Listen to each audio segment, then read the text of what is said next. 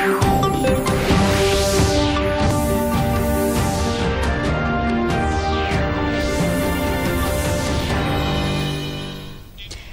उत्तराखंड समाचार में आपका स्वागत है। मैं हिना जोशी छेत्री। आइए सबसे पहले नजर डालते हैं आज के मुख्य समाचारों पर।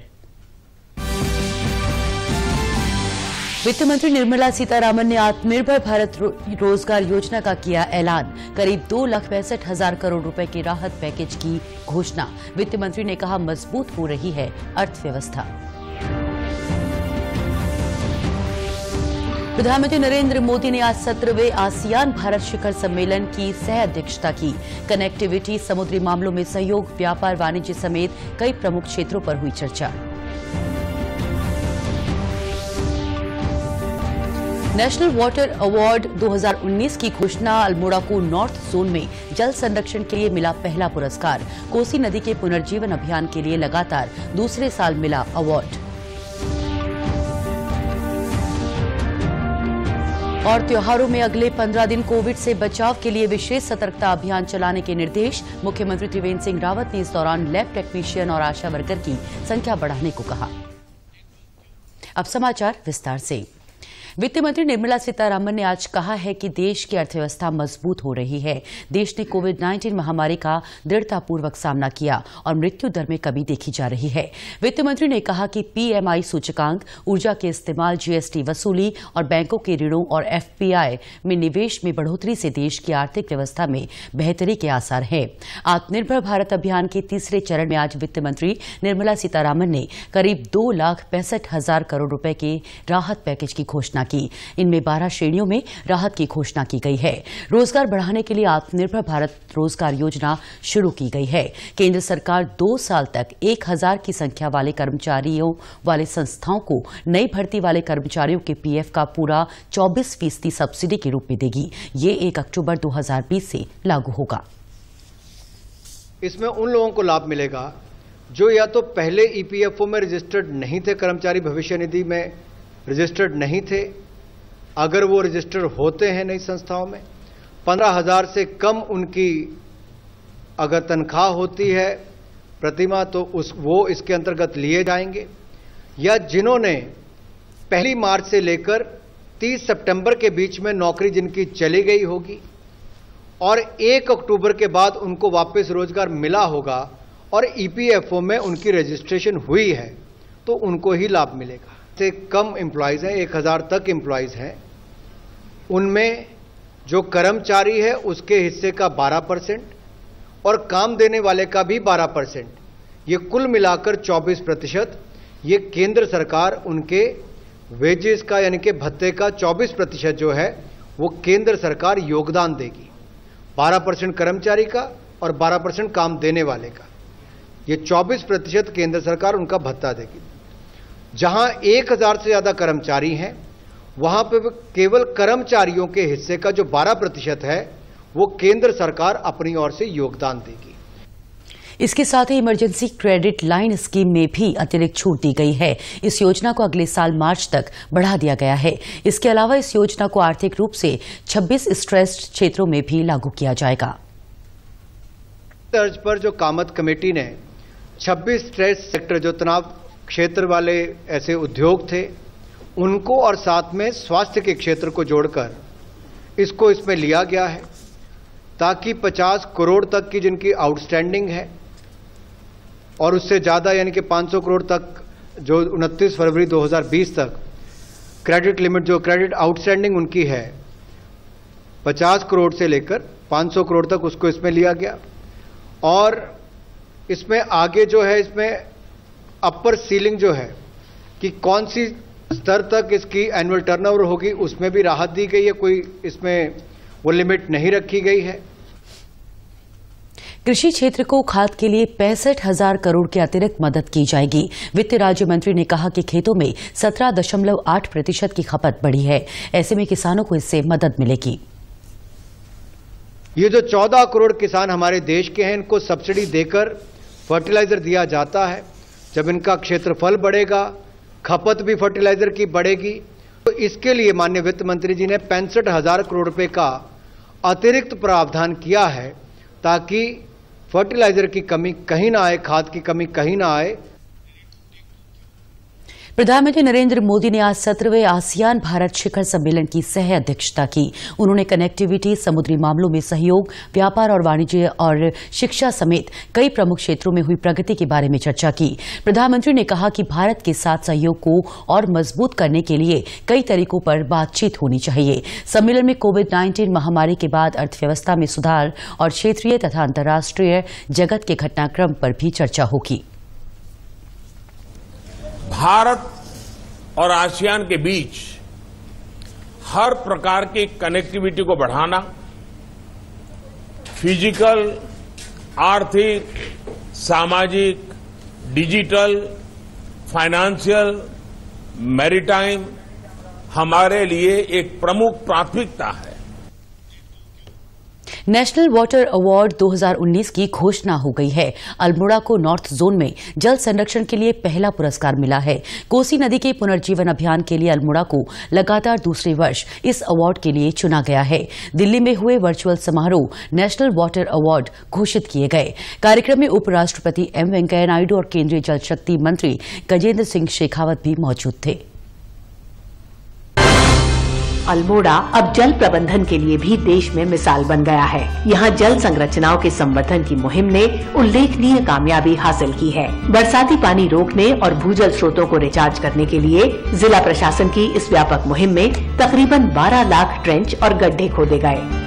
इसके साथ ही 2532 बायोचेक डैम, 205 ड्राई स्टोन डैम और 476 तालाब बनाए गए।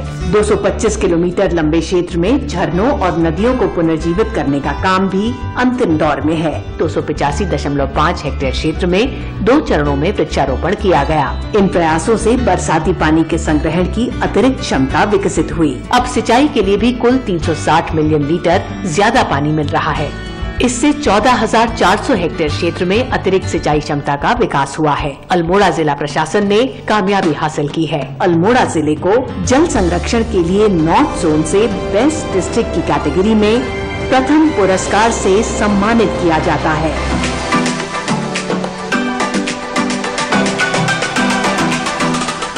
I, Nitin Bhadoria, TM Almora, on behalf of District Almora, thank the Ministry of Jal Shakti for awarding us first prize in Best District North Water Conservation category.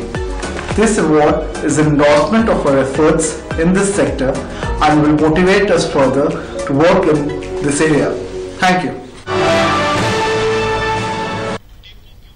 मुख्यमंत्री त्रिवेंद्र सिंह रावत ने आज राज्य में Covid की स्थिति की समीक्षा की और टेस्टिंग बढ़ाने के निर्देश दिए। देहरादून, हरिद्वार, उधम सिंह नगर और नैनीताल में संक्रमण की स्थिति को देखते हुए इन जिलों के लिए विशेष प्रयास करने को कहा। त्योहारों में बढ़ती भीड़ के लिहाज से कोविड से बचाव के लिए उन्होंने अगले 15 दिनों के लिए विशेष सतर्कता अभियान चलाने को कहा। मुख्यमंत्री ने यह सुनिश्चित करने को कहा कि शहरी जनपदों में 24 घंटे और ग्रामीण जनपदों में 48 घंटे के अंदर कोविड सैंपल की टेस्ट रिपोर्ट लोगों को मिल जाए। जिन लोगों का एंटीजन टेस्ट सिम्टोमेटिक है उनका अनिवार्य रूप से RT-PCR टेस्ट हो। हाई रिस्क कॉन्टैक्ट की 100% टेस्टिंग कराई जाए। उन्होंने अधिकारियों को त्योहारों में लगातार फील्ड विजिट करने को कहा। वहीं देहरादून में DIG अरुण मोहन जोशी ने आज पलटन बाजार का निरीक्षण किया। मास्क न पहनने वालों पर कार्रवाई करने के निर्देश दिए। उन्होंने दुकानदारों को भी लोगों से कोविड-19 के नियमों का पालन कराने की अपील की। नियम तोड़ने पर कार्रवाई की बात कही।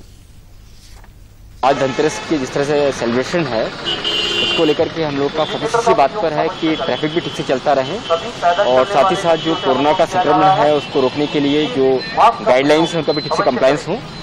जो हमारा फोर्स है वो उसको भी हम लोग लगातार गाइड कर रहे हैं, लगातार उनको ब्रीफ कर रहे हैं कि अपने काम के साथ साथ कोरोना संक्रमण के बचाव को लेकर के जो प्रिकॉशंस लेने हैं उसको लेकर के किसी तरह का कॉम्प्रोमाइज न करें।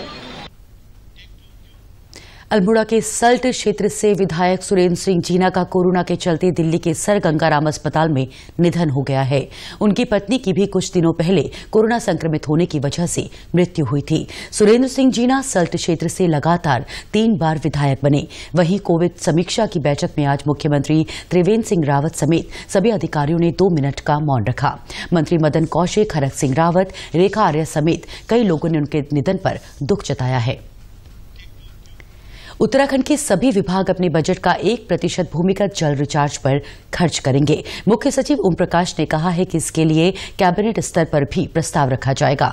मुख्य सचिव की अध्यक्षता में विश्व बैंक की मदद से चलाए जा रहे पेयजल और सैनिटेशन से जुड़े कार्यों को लेकर बनाई गई हाई पावर कमेटी की बैठक हुई। कमेटी ने कुल करीब 294 करोड़ रुपए की लागत वाली मोहलिया, बहादुराबाद, उमरू खुर्द, जगजीतपुर, धनडेरा और गौजाखली उत्तर क्षेत्र की कुल 6 डिटेल प्रोजेक्ट रिपोर्ट को अपनी अनुमति दी। बैठक में मुख्य सचिव ने शहरी क्षेत्रों के सभी सरकारी भवनों में अनिवार्य रूप से वर्षा जल संग्रहण और भूमिगत जल रिचार्ज का प्रावधान करने के निर्देश दिए। मुख्य सचिव ओम प्रकाश ने निर्देश दिए हैं कि भागीरथी इको सेंसिटिव जोन में सड़क निर्माण के दौरान निकलने वाले मलबे का निस्तारण पर्यावरण मानकों के अनुसार ही किया जाए। उन्होंने लोक निर्माण विभाग के अधिकारियों से उत्तरकाशी में भटवाड़ी से गोमुख तक सड़क निर्माण के दौरान निकले मलबे के निस्तारण का प्लान भी पूछा है। बुधवार रात उन्होंने Bhagirathi eco sensitive zone monitoring committee के साथ वीडियो कॉन्फ्रेंसिंग की। मुख्य सचिव ने पेयजल निगम और जल संस्थान को सीवर से जुड़े कार्य पूरा करने के निर्देश दिए। सिंचाई विभाग को बाढ़ सुरक्षा के लिहाज से नदी के तटों का कार्य पूरा करने को कहा। साथ ही जल संरक्षण से जुड़े कार्य मनरेगा के तहत करवाने के भी निर्देश दिए।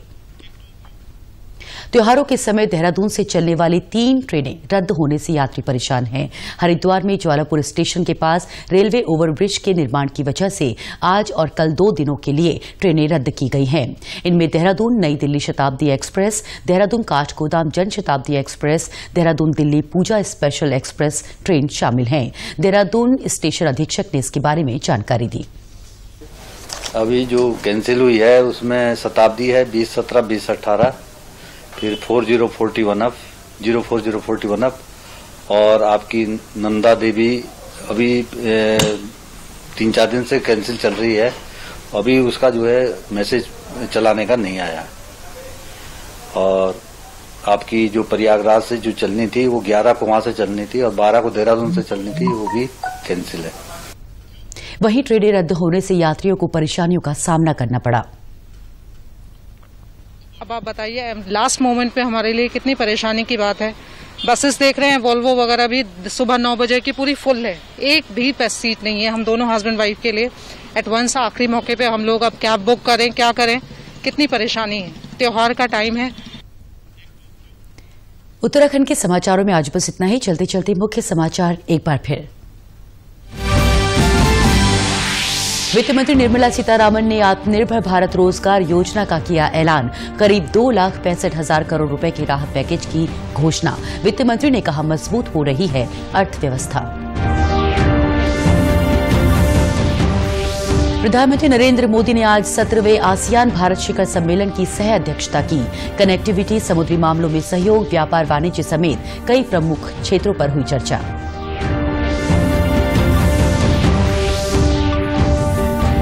नेशनल वाटर अवार्ड 2019 की घोषणा। अल्मोड़ा को नॉर्थ जोन में जल संरक्षण के लिए मिला पहला पुरस्कार। कोसी नदी के पुनर्जीवन अभियान के लिए लगातार दूसरे साल मिला अवार्ड।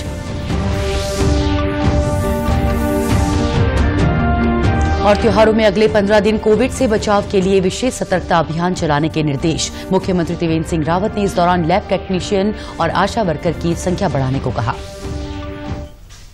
उत्तराखंड की खबरों के लिए आप हमसे सोशल मीडिया के जरिए भी जुड़ सकते हैं। हमारा ट्विटर हैंडल है DD News_देहरादून। हमारा फेसबुक पेज है DD News उत्तराखंड और हमारे YouTube channel DD News Uttarakhand को भी आप सब्सक्राइब कर सकते हैं। कोरोना संक्रमण से बचने के लिए मास्क का अनिवार्य रूप से और सही ढंग से प्रयोग करें। साथ ही सामाजिक दूरी का ख्याल रखें। नियमित रूप से हाथ धोएं और याद रखें, कोरोना को हराना है, मास्क जरूर लगाना है। नमस्कार।